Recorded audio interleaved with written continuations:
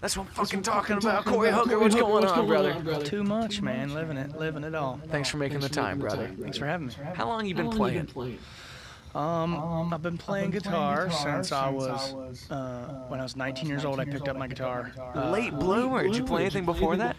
No, my grandpa was left-handed, and he always picked like bluegrass and stuff, and he always wanted me to do it because I'm left-handed. I never had any interest in it. Like I said before, I was playing baseball was my life, and then when he passed away, my grandma gave me his guitar, and I was in college at the time and just played till my fingers bled every day. I still play the same guitar. And What is it? It's an Austin, if you're familiar with the brand. Yeah. It's basically like a D18 knockoff. But I loved it. I wrote most of my songs on that one, but yeah, when I was 19, I started doing it, and I had already had like a couple poems wrote that I never did anything with, just for fun, and then it kind of turned into my first song, and I was like, oh, I'm gonna learn how to play guitar just enough till I can write songs. So I would learn 3 new chords, write a song with it, listen to this Harry Styles song, learn those 3 chords, write a song with it in my own way, and it's just kind of taken off from there. Dude, that's brilliant. I tell so many people, like, you can spend a whole life going down the rabbit hole of being the best guitar player, but you only need 2 chords to get a song done. Like, and you went the direction that I think most people kind of miss out on, where it's like progressions belong to nobody. The way that something feels and the way that it kind of promotes an idea is something that we can all pull from. It's like the only one getting sued over that shit is Ed Sheeran by the Marvin Gaye Foundation. Yeah, I was just about to say That's a little scandalous. But what was the first time that you learned a progression where it was like, this sits, this feels like exactly what I wanted it to? Actually, probably this song I have called No Trace. It's one of my, popular songs of people who do know my music, and that's one I wrote in 2017. I wrote the lick. I ran it by everyone I knew that did music, and I'm like, dude, I have this lick. I don't know what to do with it. I'm having trouble writing to it. It's a little different than what I normally do. And then my first band was, my dad was my drummer. It was this throw-together band with these old heads, and my dad started writing the lyrics to it, and I was like, stop right there. Like, he said 3 words, and then just went in and wrote that song. And from there, it kind of became easy. It was like, whatever. Like you said, the progression is what it is. I just need 3 chords of the truth. So let's put these chords in, and then I'll call my buddies and, hey, you got a melody? Are you thinking of a melody? Or does anybody have any ideas? Or how does this make you feel? And one word or one melody could set me up for a 10-minute write. Dude, that's awesome. When you find yourself going like ball downhill with lyrics like that, do you ever reconcile that with the skill that you had as a kid, or was it like you stumbled on this at 19? Like, not only can I play a little bit, but these songs are kind of coming to me. Well, I've always been a smartass. I've always had this power of coming back quick, and it's cost me a lot, especially with my parents. Being a baseball player, I'm sure you're running a lot of that out. Yeah, my lips, I was always running my mouth, and good fun. But that was something I realized translated in music. It was when you're a teenager and you're listening to music with your buddies, you're doing whatever, and you're freestyling. Put a beat on, and everybody in the car's freestyling. And not that it was ever necessarily good, but I could come up with these rhymes quickly, and so that's kind of been the thing of my writing. I love writing hooks. I think my strong point is the chorus, the beef of the song. My cousin Matt calls me the hook god, which is funny, but we are the hooker. That's right. Yeah, the hooker. It's free litty. So. Being able to, I love to sit down and I'll find the chorus, and then it's just like quick-witted. Like, I remember I had this song called Salty Wounds, and I was out in Colorado, and me and my buddy McKay were trying to write something, and I had just remembered the story of my buddy telling me he was on the run from the law. I won't say his name, but he was on the run from the law on the East Coast, ended up on the West Coast, and then it was just like, just out of nowhere, I just said, woke up 4 o'clock in the morning to my phone ringing louder than my old lady snoring. Sprung up out of bed to a call about a warrant in a town that I don't remember going to. And that was the first thing I said, and he was like, that's it. That's the song right there. And so it just kind of trickle effect down. Remember my days of freestyling and thinking of words right off the top of the head. Yeah. Kind of paid off. Do you kind of write in that snappy way? Like, not like think about it, just see what happens? Yeah, I think it's a good mix of like writing it down as quick as it comes to me, and then going back and being like, okay, which one of these verses doesn't fit with the rest of the song? Yeah. Which line or which word, or how can I phrase this better to not sound cheesy? That's like something I struggle with a lot, is trying not to sound cheesy. Trying to say what everyone's thinking without saying it how they would say it, I guess. Yeah, there's something difficult when the obvious word just doesn't feel like it's complicit enough with the rest of the song. It's like you're fighting the bread and butter of this thing by just being lame or passable. But I feel that same way. It's like it all kind of comes as it does very quickly, and then I come back for revisions. But if I get in the way during that, like, personally, I don't do the co-writing thing very well. Because if someone stops me, ball downhill, we're fucked. Yeah. You know, it's going to be 46% of a song, and that's hard for me to get back into. Yeah, I've tried the co-writing thing.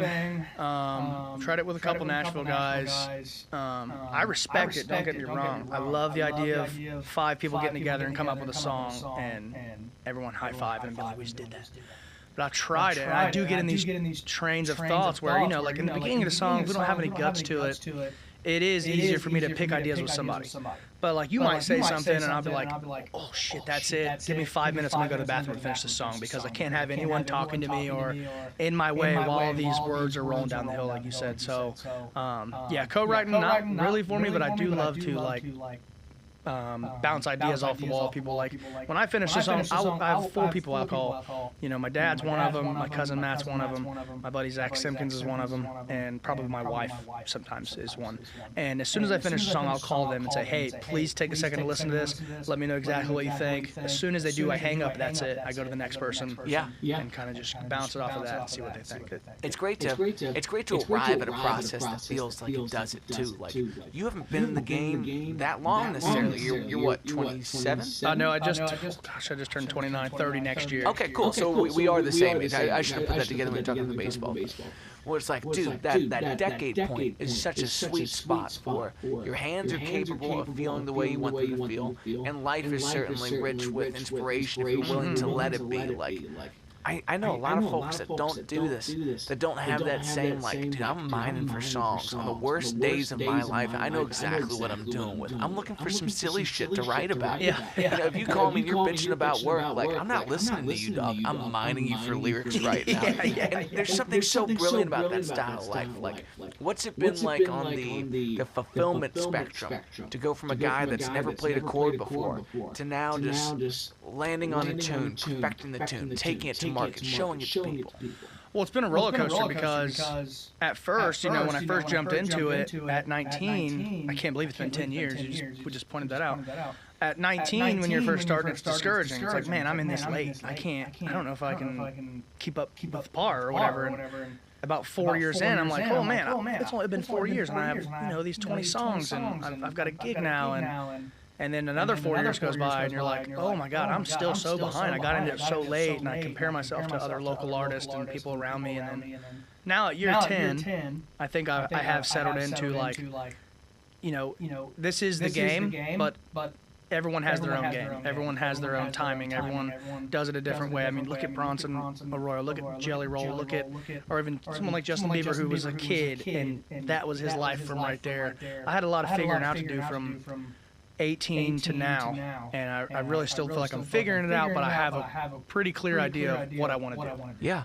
One thing you have the medium to figure it out through. Like, sometimes when it's just coming, when you're just writing, there's things that are written that are truer than I could ever be to myself. I can never look myself in the mirror and say some of this shit, but I can hit an empty page with something, and then a month later be like, wow, did I need that right now? Yeah. There's a really weird, like, foreshadowing, what do you call it when, deja vu? Mm-hmm. There's a weird deja vu that can happen with lyrics before you really need them, where it's like, you wake up to God or the muse or this overall sense of, like, there's a through line in your life.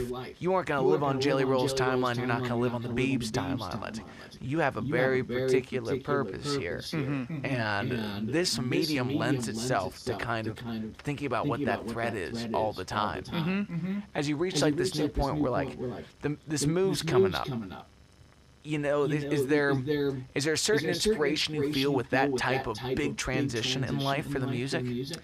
Well, how do you mean?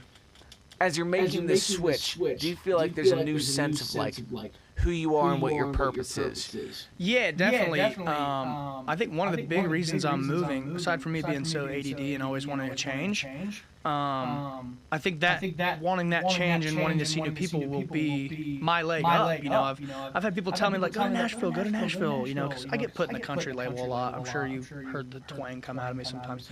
But I'm not a country guy. I'm definitely not a Nashville country guy. And, you know, I don't really fit into the scene here. I don't fit into the scene there. So one thing I've realized is I need to be in front of everybody. I need to put myself in front of people I've never met, because my mom's going to come to the show and she's going to love it because she's my mom. She might actually like the music, but it's because it's my music. If I put myself in front of people I've never met before and let them really hear me and let them make their own opinion on me, and I do that in Telluride, and then I do that in Durango or Aspen, and then I keep going city to city. Although I'm nobody, I now, you know, if I got 50 people in this state to listen to me and 50 people in this state to listen to me, that's 100 people, and they all have friends. Yeah. So I don't think it's a very traditional route. I'm not really banking on having roots anywhere to fall back on. I'm more or less just, this is my shot. You know, I'm almost 30, although that doesn't matter, but you know, me and my wife want kids one day, and we don't have kids now, so let's hit the road and go see every town we want to see and sing to as many people as we can and share our art with as many people as we can. That's beautiful, man. I think there's something so true about, like, you never know what you're actually working with until you play it in front of strangers. There's so many more risks I take in front of strangers, whether it's the bit that goes along with the song. Like, there's some times where when I set up this song, I'm dropping an F-bomb. I know that's part of the bit, that's part of the land. I don't do that as much in front of my mother. Why not? Because you're being fucking soft about it, you know? Because you're worried about what someone's going to judge you for, but if you're never going to see him again, you might as well shoot your shot as deliberately as possible. And, like, it's interesting that you say you don't fit in around here. It's like, I think Cincinnati's an odd scene. Not many of us fit in around here. But you are a point of distinction. And taking yourself out to these markets where there's no expectations, there's no one that knew you from high school, there's no one that's ever heard you before this point, there is a sense of, like, no, I came here to fuck your lives up, actually. It's like being the new guy in the big league, you know? Even if it doesn't feel like a big league jump, it's a new place to go to bat with what you care about. And it's not so much that, I guess it was, I misworded. I don't think that I don't fit in Cincinnati. I just don't think I fit in anywhere, whether it's a city or genre. I think it is best for me just to be everywhere at once if I can. Everywhere and let more people, because I love Cincinnati. I mean, I found the Cadillac Preachers. If you don't know the Cadillac Preachers, go check them out. But I was lucky enough to have them with me and play some songs and record a song and do a live album at Radio Artifact. And that's been, I mean, to this day, some of the best stuff I've ever done on stage. And I'll always remember that, and I'll always play with them when I come back. But in the same sense, as much as I'm going to miss them, it's like, you know, I might be missing out on something that's out west. I might be missing out on, you know, you just never know with shows. You could do a show where there's a million people and not one person in there takes interest in it, or you could do a show where there's 50 people and one person is like, yo, this is it, you got it. I was meant to hear this day. Yeah, well, there's something really special about that top 1% of your fans that aren't there because a friend showed it to them and they liked it. They were there because they feel like it was meant for them. There's a weird selflessness that comes along with the songs. And, you know, and from the day I met you, your get up and do something about it mentality, your willingness to go there. Like, I think that kind of shows an athlete's upbringing, where it's just like, I show up for practice, I show up for game day, and when no one's watching, I'm still going up there and working on my shit. You can never assume that you have the right formula until there's actually the quantifiable success. Yeah. And in what we do, there's so little quantifiable success that feels so, yes, that one, but not this one. Yeah. And that's not just bandmates, it's rooms, it's scenes of music, it's producers, it's the whole gamut. And the only thing that you can control is how and how much you play with those variables. So I commend you for being willing to uproot and try again, and never forgetting that it's songs at the forefront. Like, you're only as good as your next song, which is so haunting, but so great. Yeah, the unknown. What's your studio production life like? Well, that's one thing that's where I'm at now, I think, in my path or career is I want to, I've lacked recording. I've always just been the guy who's like, I'm going to write a song, and I love this song, I'm going to play it live, and if you want to hear my song, come to my show. And what a mistake, because I feel if I had more music out now, it would have opened more doors for me. So that's really where I'm shifting is, you know, I do have a home studio, and I never wanted to use it because I was like, I need to be in the studio. I need to have a producer, an engineer. I need to have a band around me. I need to have these soundproof things around me to make it feel like that's what it is. And, you know, I'm a perfectionist, but I'm not perfect, which is a terrible place to be because I want my song to be the way I hear it in my head. And if I can't get it to do that, then I don't want to put it out. So I have all these demos I've sat on, and I can't remember who said it. It was a famous producer. I forget his name. Long white hair, white beard. Oh, is it Rick? Rick. Yeah. He said, "You're successful when you drop the song. You're not successful for what happens after the song. You're not successful for making the song. You're successful when you put your art out into the world and let other people decide. It's out of your hands from there. And that's something I need to work on, and I'm excited to do. I got a little live EP from Radio Artifact I'm going to put out. I got a couple singles I've recorded from my laptop where you can hear the rain in the background from outside, and I'm like, okay, that might be it. That's something I didn't plan on, but that might just be it. Yeah. Well, it's like you look at like a Zach Bryan career where it's like it's a video of this guy playing one track on Twitter that does it all. Yeah. Or what's the Anthony Oliver Anthony guy? Where it's like constraints make the best art. The reason that a lot of people love the first album and they don't love the second album is because they lost the constraints between what made them who they were and what they were now capable of. And it's really rare where like we all love a full Beatles catalog and watching the way that progressed. It's because they constantly moved our expectations versus trying to play into our expectations when they weren't that same thing. Like right now you're a guy that has a home studio, or you can go to a studio. Either of those come with a certain gamut of limitations that are going to make fans love it for the time and place that it is. That thumbprint of where you were at is so real to everybody else, you know? Yeah, that's true. It's like something I've always struggled with recording music is I'm like, man, I come from nothing. I don't come from nothing. My parents were great. But as far as musically comes, I come from nothing. I didn't have anything to do it with. And I've always wanted it to seem like I did. Like, oh, I got studio time. I got this, I got that. And I just, like you said, I need to let it be what it is in the time. The way I wrote the song then, the guitar I used for that song, and the room I wrote it in, just record it there. Let it be the most authentic thing it can be. And let people decide if it was right or not. 100%, man. I've been having a lot of conversations with my wife who, like, similar to you, is like, she's kind of my sounding board for all this. She's the person that knows me best and watching the line between that and the art. It's hard to convey who you are, what you want of the world in 3.5 minutes in somebody else's studio or in your own. But there's a certain amount of asking people without seeming like a narcissist. Like, unfortunately, you are the product. You need to ask enough questions and knowing how to take the product to market to be reasonable with yourself. But, you know, sometimes you have conversations with people and they're like, what you are doesn't come across in this. I can't tell you why, but it fucking doesn't. That's a fucking easy bake oven, and for some reason you're just not feeling like a home-cooked meal yet. And it's like, that's weird, you know? There's a certain amount of watering ourselves down that we have between who we really are and what we want people to think we are. I got this tune that, I quote this Colin Quinn bit that I find fucking hilarious. He's like, your reputation, that's who strangers think you are. Your personality, that's who your friends think you are. Your social media, that's who you think you are. And your search history, that's the real shit, motherfucker. That's who you are. Check your drunk dial-ups on what you were looking at last night. You're like orangutans doing Pilates. You're like, you got a sick mind, dude. Okay. But there's something really weird about trying to find the objectives between what they've seen and what you want to portray and what it really is. And I think timing limitations, how much catalog you have between 19 and now that has never seen the light of day. Oh, yeah. And if I got to put out a song next month, fuck it, one of these ponies has got to get picked. And if they love it, dude, say your worst recording was your most popular. You could always re-record it. Yeah. You could always do it. You're the songwriter, dude. Like, that's the best thing, that trying to give myself permission to be like, it doesn't need to be perfect for somebody to love it. If they love it, I can go back and do it again for them. Yeah, that's something I think I've realized lately, too, is like, I have been seeing a lot of songs that were cut, and the songs that I love that I heard in 2019, and then you find a cut from 2015, and then you find another cut from 2012, and each one is a little different. The production's a little worse, but the feeling of it is still there. And that's something that I've been wanting to really tap into is like, because in my mind, I'm like, when I drop the song, that's it. That's the song. That's the version that everyone gets to hear, whether I like it or not, and it's just not true. I could truly, if I wanted to, I could make an album of the same song. Here's 12 different versions of the same song. I hope you guys like one of them.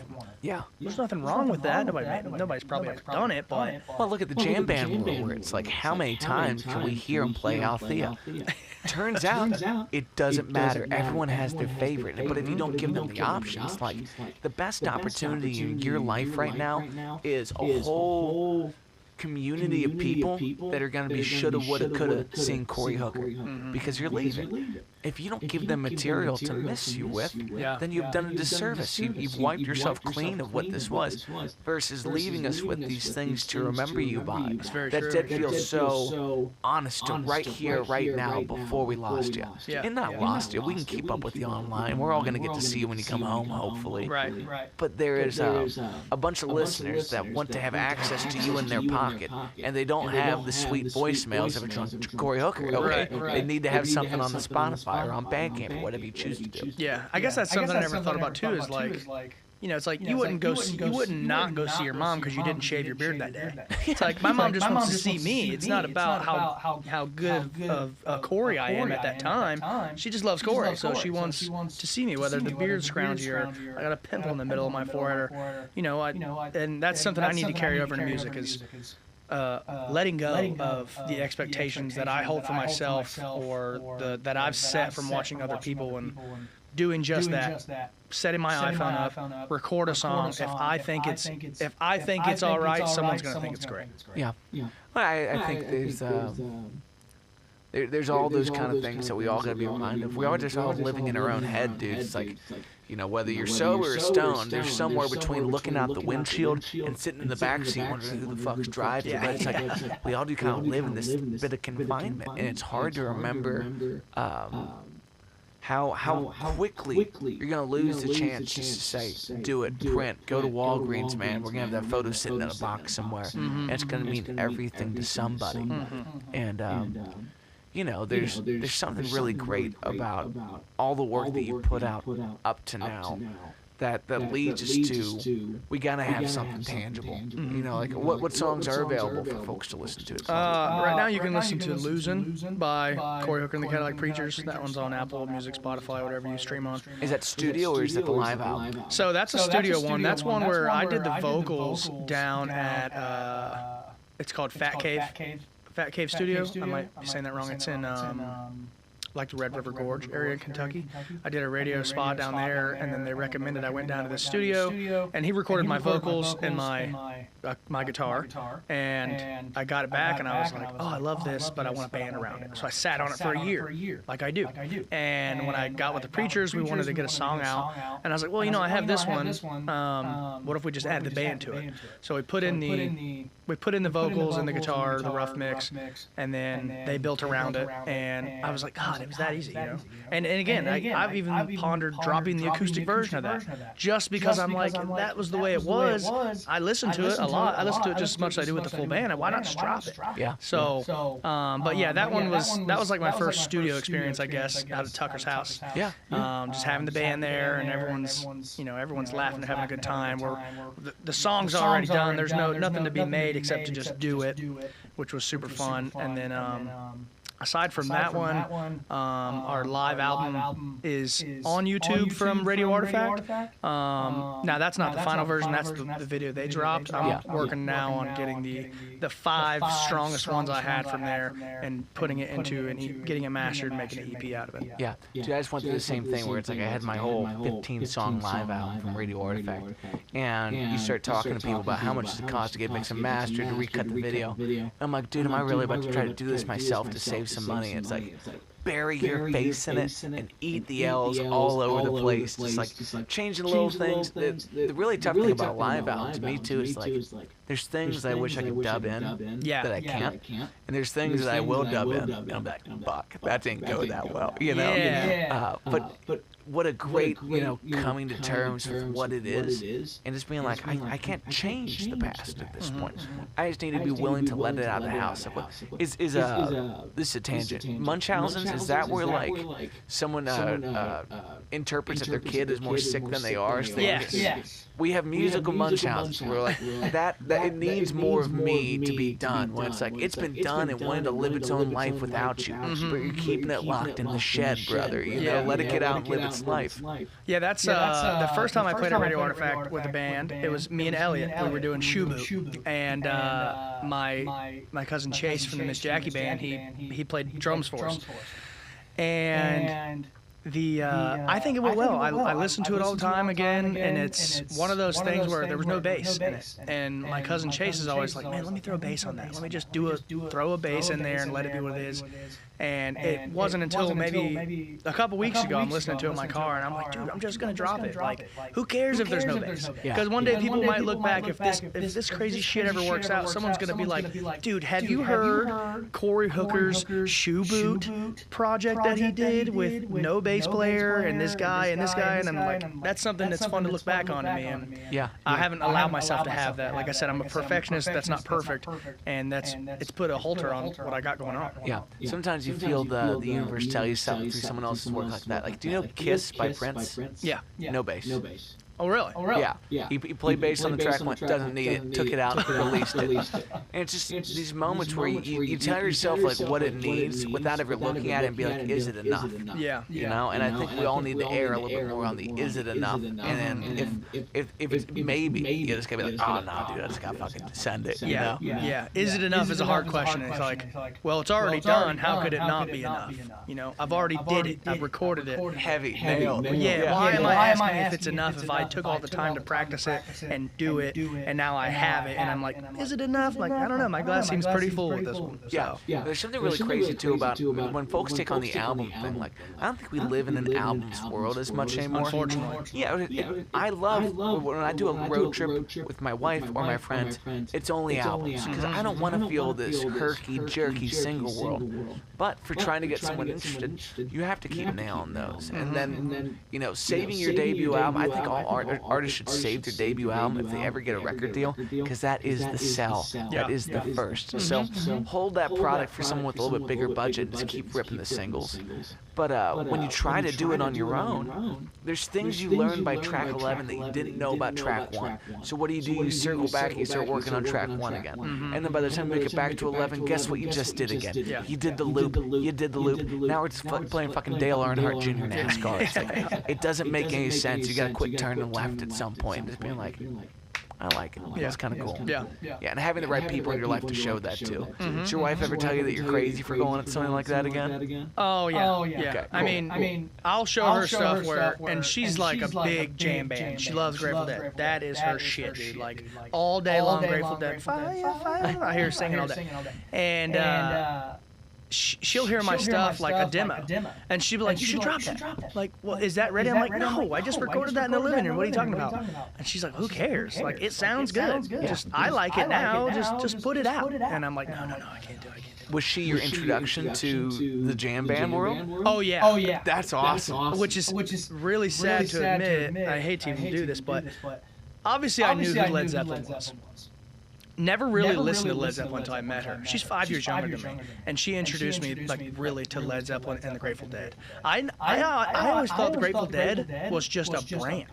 Like I never even knew what they were about, the songs they sang, and so being with her, I'm not gonna say I'm a Deadhead. I always joke with her when we listen to a song. I'm like, hey, I think I'm a Grateful Head now. I'm feeling like a Grateful Head today.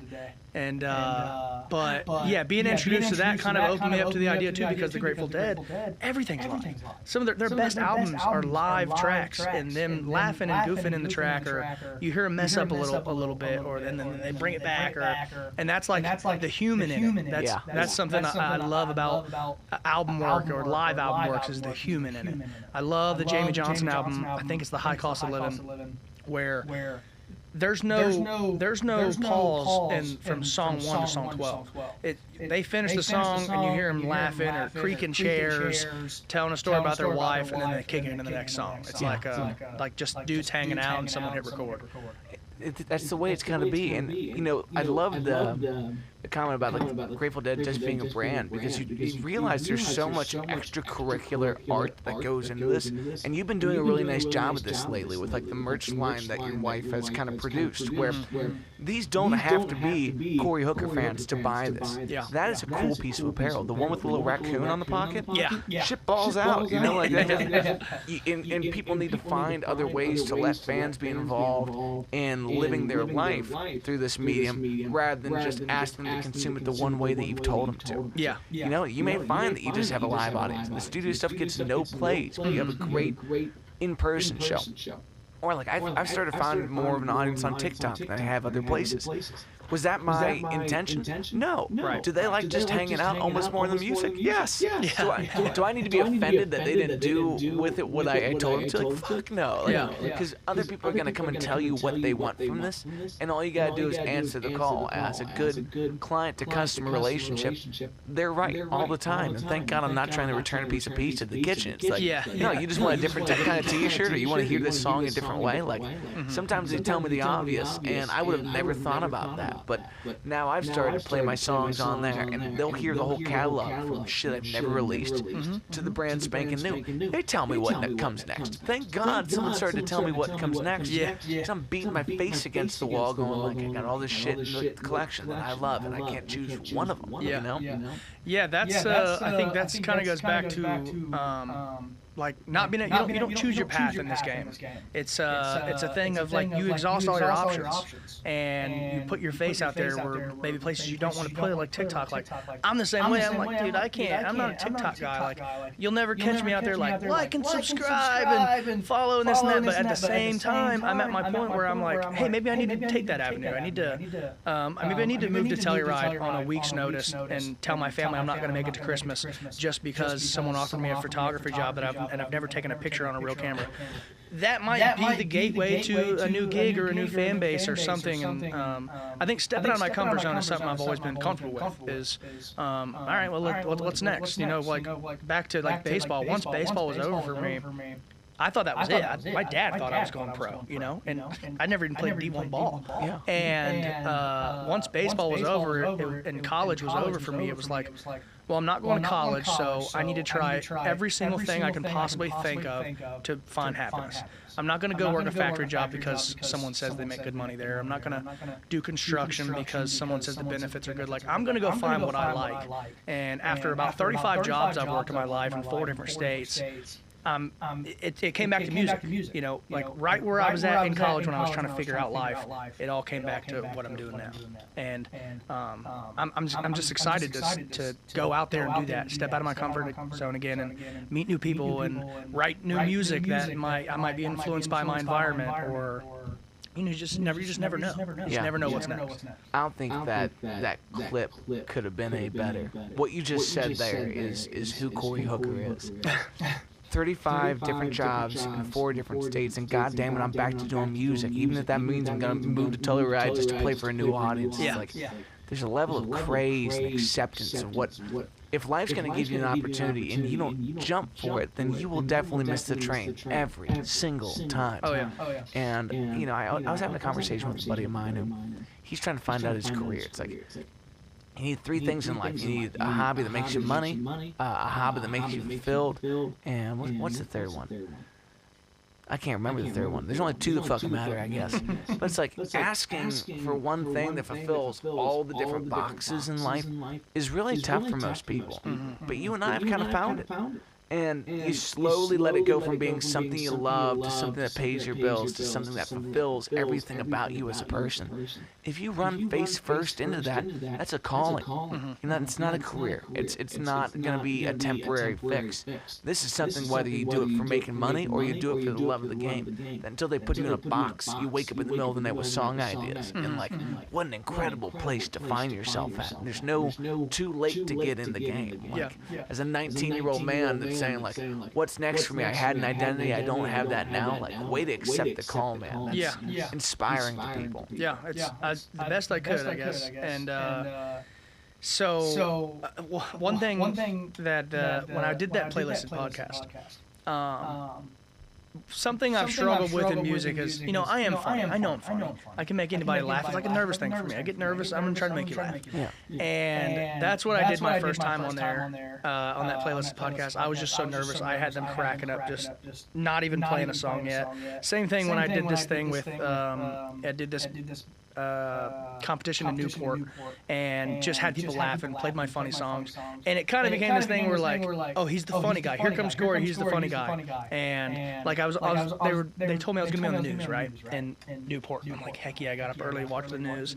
They're hyping up all these artists, and they're like, oh, here was this Corey guy. He was pretty funny. Played my song, and that was it. And I was like, God dang!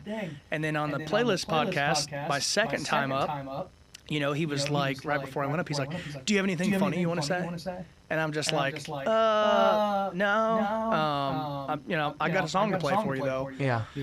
And that's something I've struggled with, and my wife was like, fuck that. Like, if they want you to be funny, if they know you're funny, then be funny. But keep doing you. Like, if they're going to remember you for that, then that's great. That's who you are. Don't hide who you are to try to fit into this box that you want to be in. Like, take the best of both worlds and go with it. If I'm going to be the funniest musician in the room, then that's fine. But I'm still going to do it. I'm still going to be me authentically.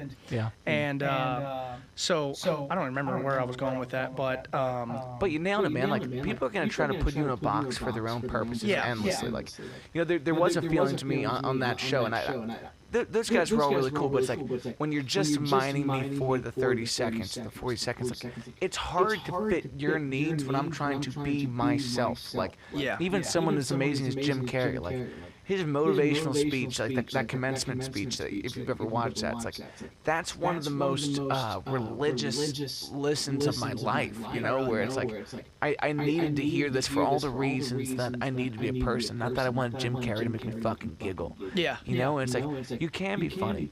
You can also be serious. You can be a doting husband while also being the guy talking about Dirk's Bentley dog or something like that. It's like, you have all these different elements, and someone trying to make you fit their expectations is the collapse of great art, rather than just letting you show up and make magic happen as it feels fit to you. Like, you are quick.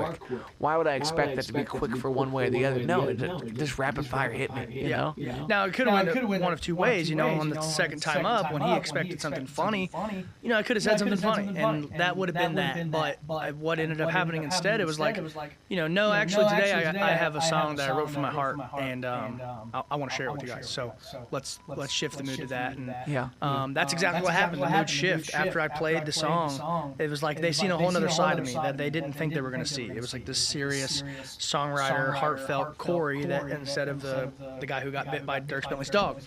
And something he said to me, he's like, man, you're just so self-deprecating, and I love that about you.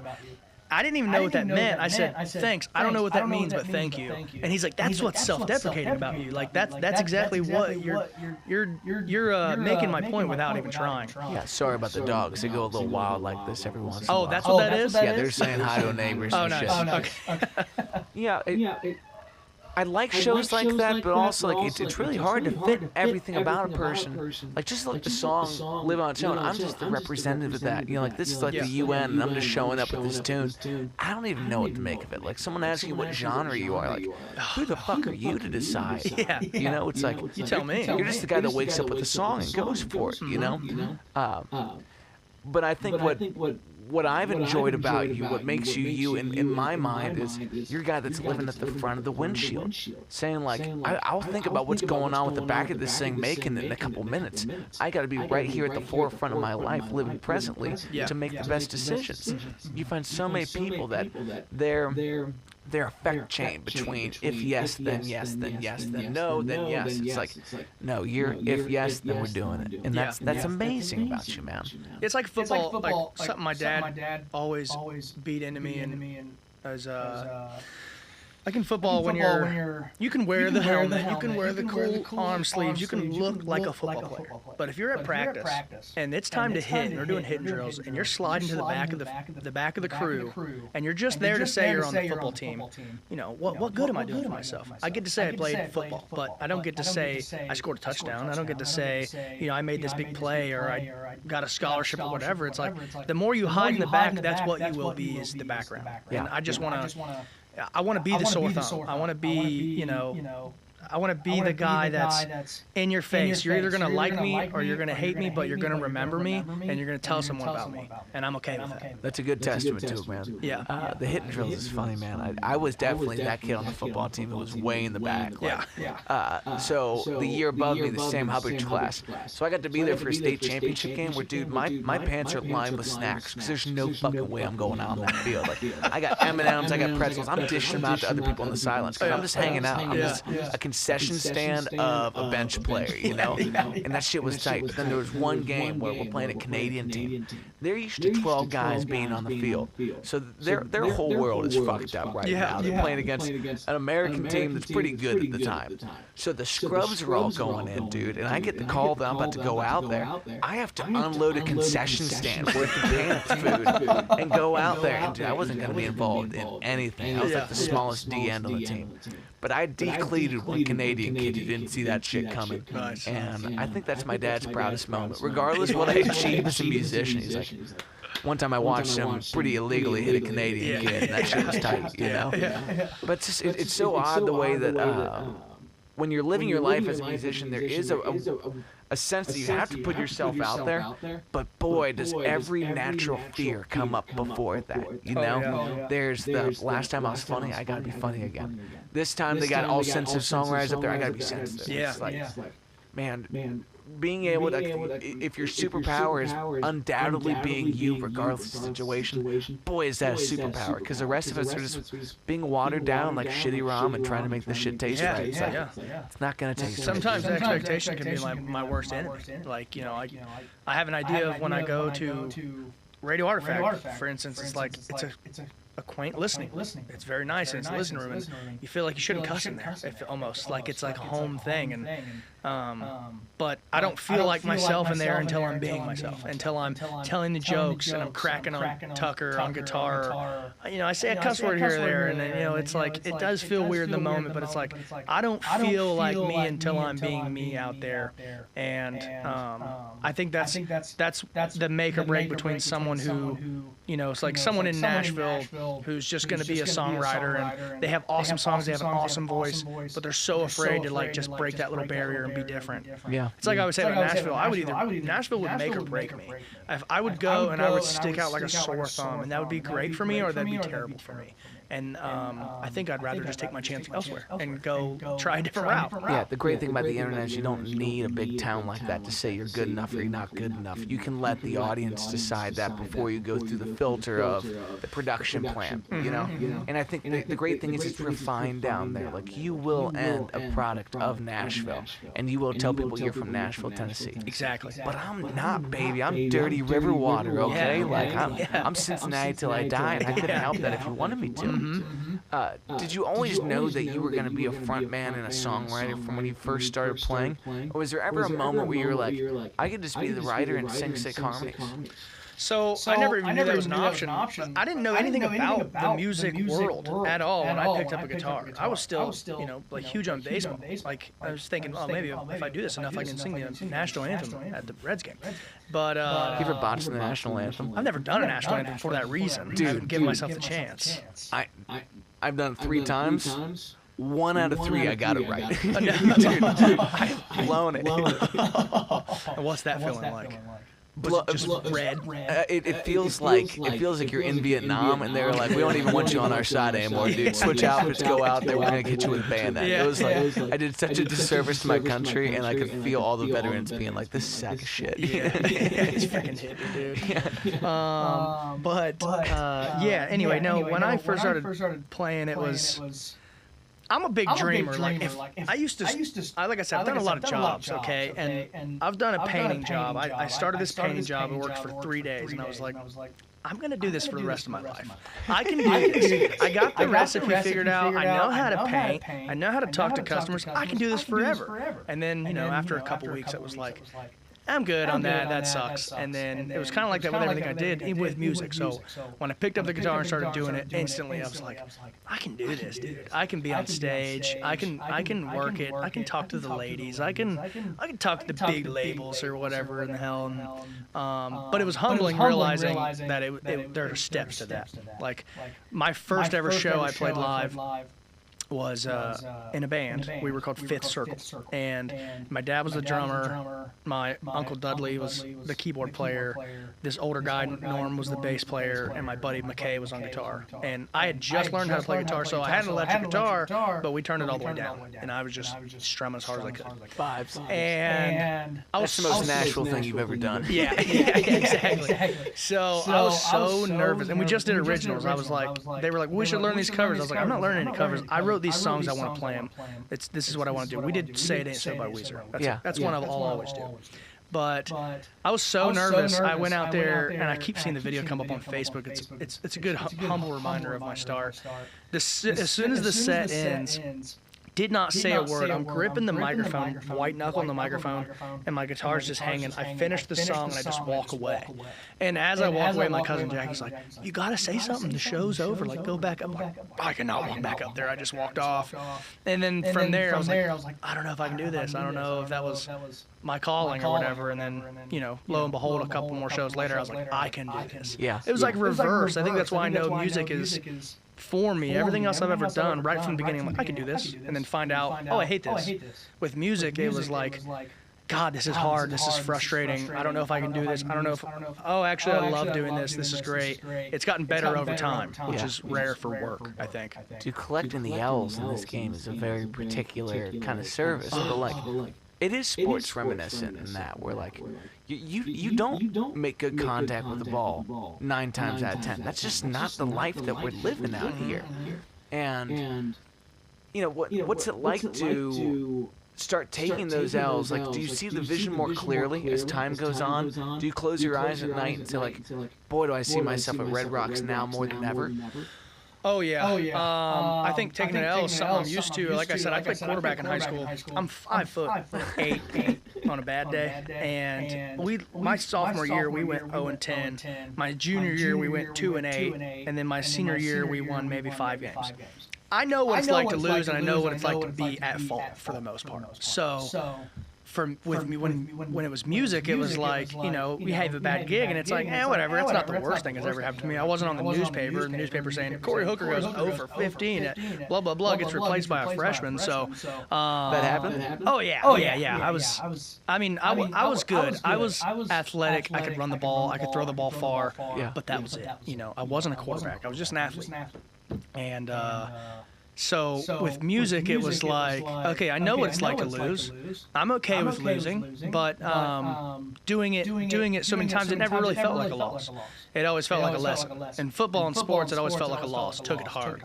After a show, it just felt like a lesson. Okay, I need to do that better next time. And I think that just stems from me being so passionate about it and not being so passionate about sports like I thought I was. Yeah. Like, I thought I was going to be in the MLB, dude. I thought me and Bronson were going to be boys. And I realized after the amount of work I put into music, I never put that amount of work into baseball. I didn't run like I should have. I didn't work out like I should have. I just had a gift. I threw the ball hard, and I was left-handed. And I thought that was enough to do it. As to our music, I didn't have any raw talent already. I just kind of had to do it.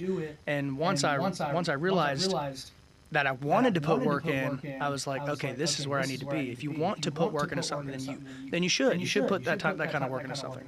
As where, like I said, with baseball, I was like, whatever, dude. I got a girlfriend. I'm gonna play this game, and I'm gonna go home, and I'm gonna hang out with my girlfriend. I'm cool. Yeah. The coolest guy here still. Dude, there's something so real about, like, if you walk off stage most gigs thinking I did great, that's probably gonna be the ceiling for you. Yeah. You know, because the great ones are the ones that walk away tortured by this thing. And thank God if you got a good support system and a spouse that loves you or a mother that came to the show to be like, you were fantastic. Yeah. And you're like, dude, I wish I would have puked in the mic, ate it, and then walked off so Billy Mays could come over and sell it on some Clorox. Like that type of. And not beating yourself down, but being so aware of how you can do better next time, and making that list and never being satisfied with taking one thing off the list. Yeah. It's like perfection is not something to strive for. Yeah. Better is the only thing to strive for in this game. Yeah. And there's noticeable marks, man, especially when you get up in front of an audience of strangers. How do I pull you back into giving a shit? I'm in the corner of a Denny's right now, dude. What the fuck is up, Denny's? It's like, it's really hard to make people give a shit about your songs. But having, okay, if the sensitive one didn't hit him, I'll hit him with the funny track, then I'll hit him with the anthem, then I'll come back, I'll hit him with some more sensitive shit. Like, we all got our blend of herbs and spices, and sometimes it hits right, and sometimes we end up serving absolute dog shit. And you're like, yeah, I know what I'm doing better next time, baby. You know? And it's like, setups are great. I think it shows too, like with the way you set your set list, like if I holler out, hey, is there any Indiana girls out there? Like, woo, I'll play Mary Jane's Last Dance. She grew up in Indiana town, blah, blah, blah. I'm like, well, if you like that song, Indiana Girls, I got another one for you, and I'll play my original Indiana Beauty Queen. Hopefully me playing Mary Jane had them in just enough to where I can go right into the next one, and they still relate. If I can get you on 2 songs, I might get you the rest of the night, especially if they're 2 in a row. 100%. And Kevin Fox, if you know Kevin, it sounds familiar. One of my favorite songwriters in town. Dude's a fucking legend. He just holds it down. He told me, he's like, I do every third song original, and I do exactly that. I try to paint them into my box. I know if you give me a request, I know how I'm going to respond to that request every single time, because I played my catalog enough and kind of applied it in different places. And I think it's been 2 years since I said, okay, that's not enough. Every other song, I'm going to get you to give me a request. I'm going to come back with one of my tunes. It's always this dialogue between what you want and what I'm going to give you. And sometimes you can make a fan out of that. Sometimes you can lose them absolutely through that kind of It's like crowd work in comedy, really. It's like, it 100%. How can I set up this dude in the front row with these extra thick glasses to tell a joke about someone with extra thick glasses or something? You know what I mean? Yes. It's setting up the crowd to be there and then doing exactly what you thought you were going to do for them is, I think that's great. Crowd work's great. Yeah. Have you ever tried that? You know, I've done some crowd work. I've goofed on a couple people. I like when someone is there that I know with a group of people that I don't know. So, like Brad, for instance. Yeah. He come with a group, my cousin, and they were all in this group. That's the first time I met Brad. And sorry, we met at a wedding actually, but it was the first time I hung out with Brad.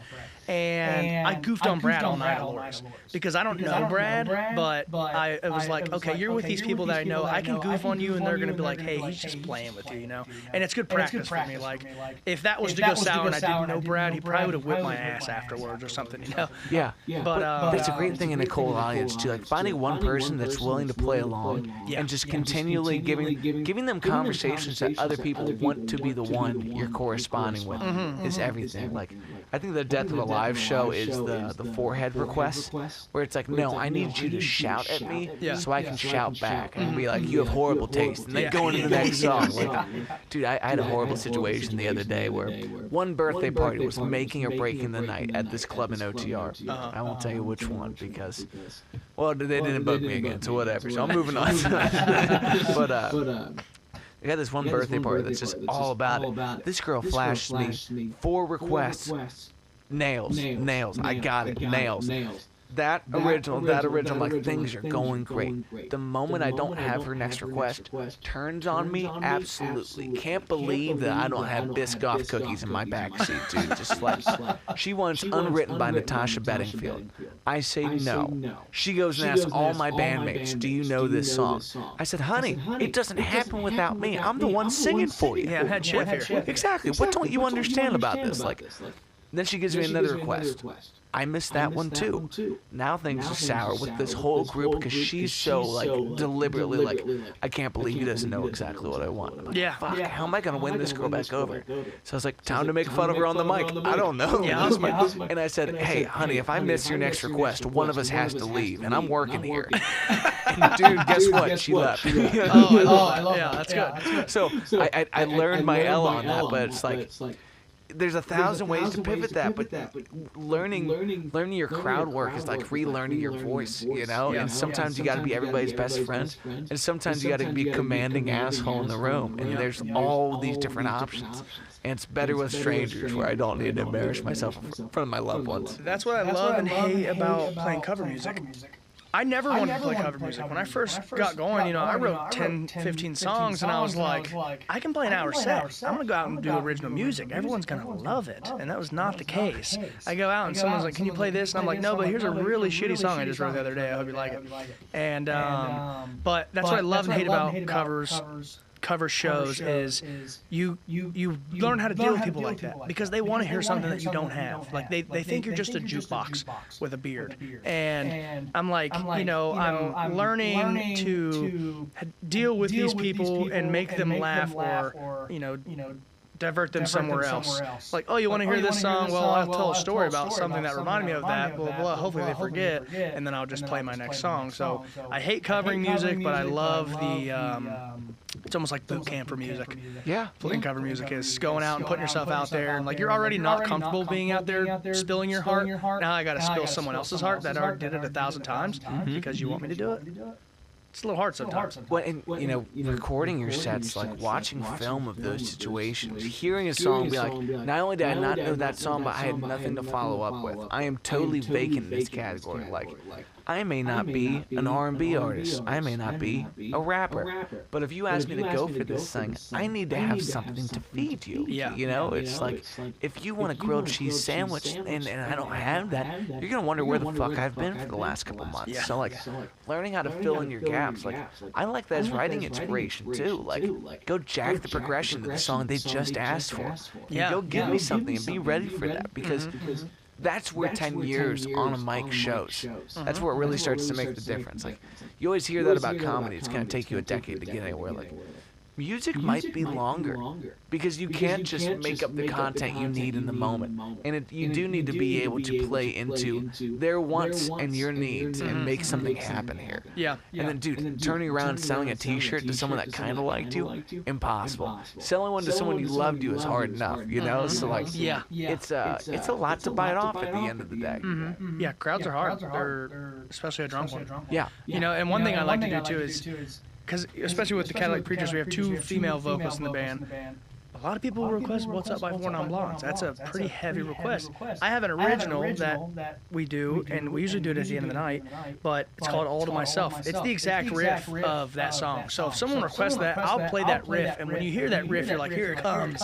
Yes. And then I'm singing the lyrics that are not that song, and they're like, oh, what the hell is this? But they're still watching, and then after the second or third verse, we do the mashup with the 4 Non-Blondes. And then they're back in. It's like a roller coaster of emotions for them. Yeah. And then at the end of the show, it's like, hey, you know, instead of like, hey, so I requested the song, you didn't play it. It's like, dude, I love what you did with What's Up by 4 Non-Blondes. Like, that's the stuff I like. Yeah. I'm gonna give you what you want, but I'm also gonna like it more than you are.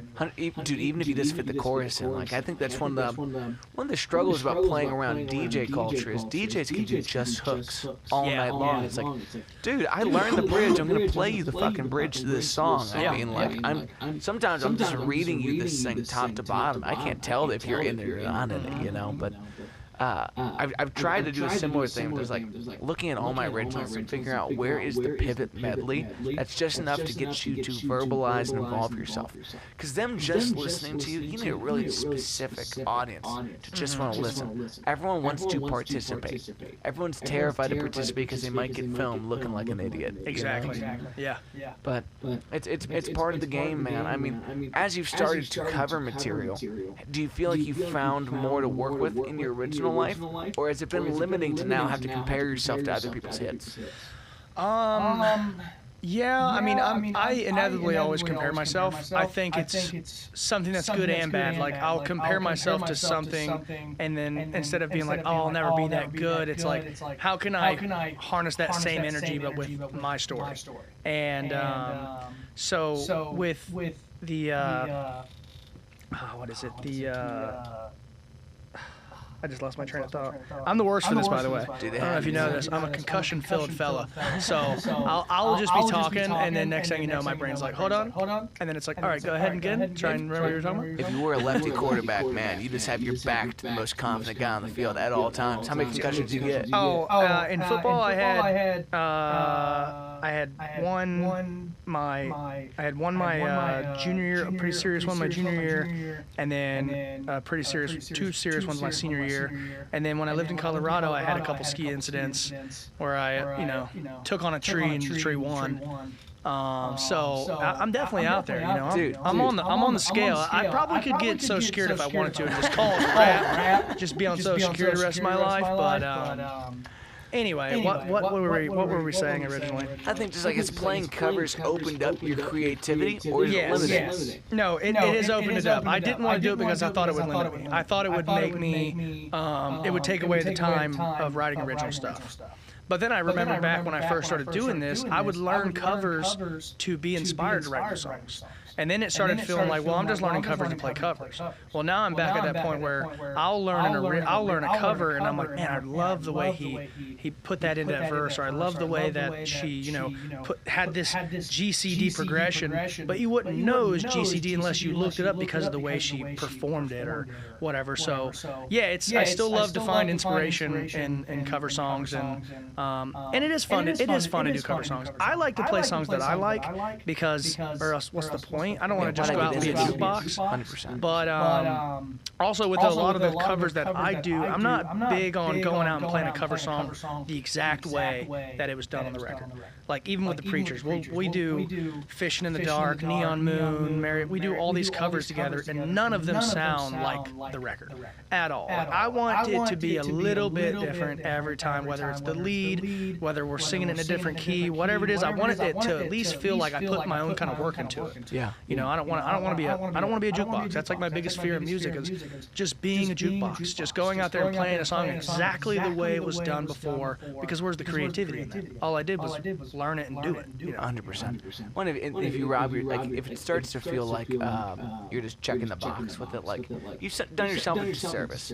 I do think there's an element of like learning the record as the record was done lets you dissect the things that make it great, but you aren't bound by any of those things. Like most audiences aren't gonna know. But when I listen back to, camera just flashed in now. When I listen back to my favorite Tom Petty records and things like that, there's certain production elements that are undeniable. Like, why did they keep the cymbals out up until that last chord? Yeah. Because it's fucking tits, dude. It's like, make them want that thing. Like, why this tremolo guitar? Because it's not busy, starting to pull the things that make the records great apart, and then choosing to apply them in your own world, and then having a good time with it. It's like, you do your homework, you digest it, you can always serve that on the side, but what you're really learning that for is you at the end of the day. Yeah. And I feel for folks that just learn records and they don't have any personal output, because then why the fuck am I learning this, Well, it's like Jason Isbell. Dylan, Dylan. Him and his dad really introduced me to Jason Isbell. Backstory, as far as like not knowing a lot of artists, I'm the worst, dude, because I grew up and I listened to what I listened to. That was it. I listened to Pearl Jam, I listened to Stone Temple Pilots, I listened to Chevelle. I was like a 90s, early 2000s rock kid. That's what my dad listened to. That's what I listened to. I had no interest in new shit. I was like, this stuff's so good. Why do I need more? Yeah. So it wasn't until, 19 to now where I started listening to new music and discovering things. But with Jason Isbell, something I realized about his album work and the way he produces songs and stuff is he will literally do an acoustic song three-quarters of the way through the song. And then next thing you know, you hear a bass. And next thing you know, you hear the drums kicking in. And then the last 30 seconds of the song is a full ensemble band. And it's like, well, where was that at the whole song? And then you go back and you listen, it's like, it was perfect. It was like a build-up, and you got to feel it as it was going on. And although maybe you did want that band for the whole song, you got it for just the perfect amount of time. Hey, you've heard my song, you've heard the little little bits and pieces. Now here comes the jam, and we're going to go to the next one. And I love that. Yeah. That's something I've been trying to implement into mine instead of 1, 2, 3, 4, and the band kicks in and we're with the whole thing the whole time. I love that, like not knowing what's next, not knowing, you know, if I'm up there playing a show and I got 5 other people behind me, and they're not even playing an instrument yet. When that first instrument strikes in on the third chorus or the second chorus, people are like, oh, okay, here comes something. Yeah. Here comes something. You can never show your ceiling in that regard. Yeah. Like, what's the thickest harmony point? Like, before we hit the gang vocal, let's come in a little bit more deliberate. Like, what's the necessaries, and then what's going to be the sprinkles as time goes on, you know? Well, brother, as we start to wrap up today, is there anything you want to promote? Yeah, I mean, I'd love to have everyone go and listen to Losin by Corey Hook and the Cadillac Preachers. You know, that's a song I'm real proud of, and I think a lot of people would enjoy it if they took the time to listen to it, as well as our live album we did at Radio Artifact. You can still find that on their page.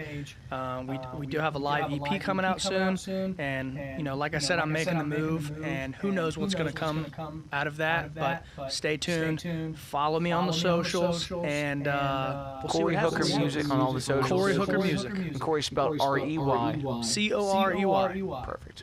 All right, folks, make sure you find him. Brother, thank you for taking the time in the busy week before this. I'm glad it worked out. Yeah, thanks for having me. All right, much love, players. Peace.